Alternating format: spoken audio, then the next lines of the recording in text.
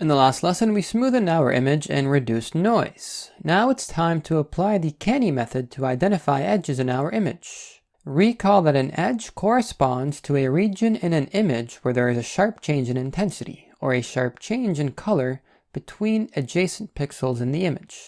The change in brightness over a series of pixels is the gradient. A strong gradient indicates a steep change, whereas a small gradient, a shallow change. We first established that an image, as it's composed of pixels, can therefore be read as a matrix, an array of pixel intensities. To compute the gradients in an image, one must recognize that we can also represent an image in a two-dimensional coordinate space, x and y. The x-axis traverses the image's width, and the y-axis goes along the image's height. Width representing the number of columns in the image, and height the number of rows, such that the product of both width and height gives you the total number of pixels in your image.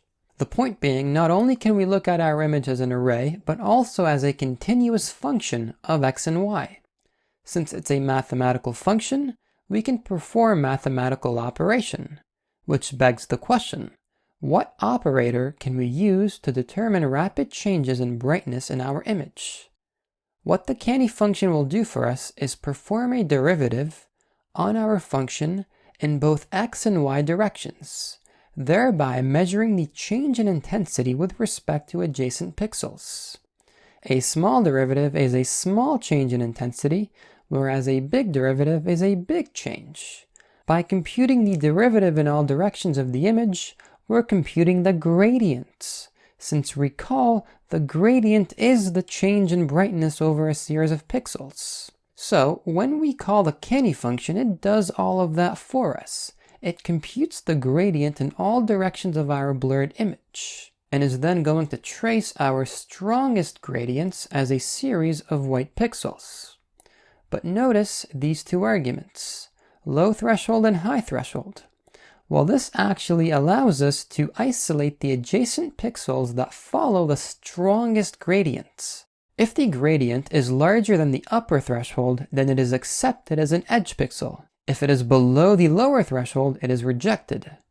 If the gradient is between the thresholds, then it will be accepted only if it is connected to a strong edge. The documentation itself recommends to use a ratio of 1:2 or 1:3. As such, we'll use a low-high threshold ratio of 1:3, 50:150.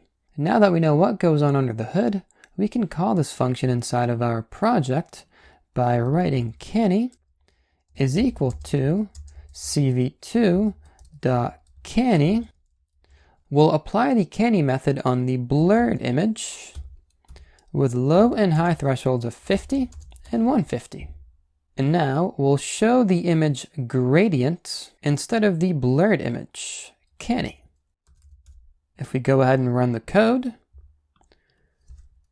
Python lanes.py, and there's the gradient image, which clearly traces an outline of the edges that correspond to the most sharp changes in intensity.